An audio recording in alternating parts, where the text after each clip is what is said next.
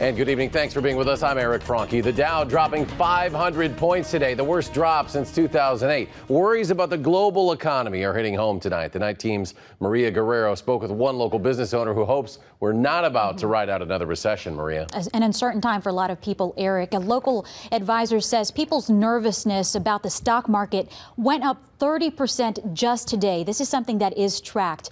A Greene County business owner tells me if the past 2 months are a sign of what's to come, he's concerned. Far from the bells of Wall Street, a small, locally owned car dealership sits along Brodhead's main drag. I used to carry 16 cars, and I'm down to 4 to 5 on an average now. Owner Dan Brown knows all about downturns. This year, the first 6 months have been great, but the last 2 months, people are looking at the economy and, spending money elsewhere on necessities instead of upgrading cars. Brown watched the Dow plummet and fears a bumpy road is ahead. It's a little bit unnerving because when the market goes down like this, people pull in their horns. They don't go out and spend the money they did before. Where we are, anything is possible. Financial planner Nathan Brinkman says while people are still spending money, a lot more are starting to tighten their budgets. Obviously, with the jobless claims and the things that are going on, it could have an effect on both large and small companies if people choose to really lock down their budgets. Brinkman's advice for a client with an average investment: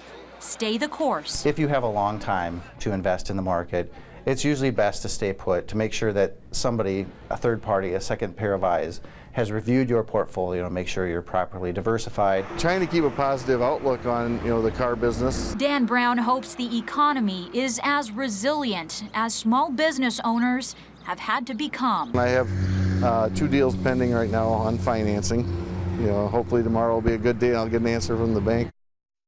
And a big question for many, is this the beginning of a double-dip recession or even a new kind of recession altogether?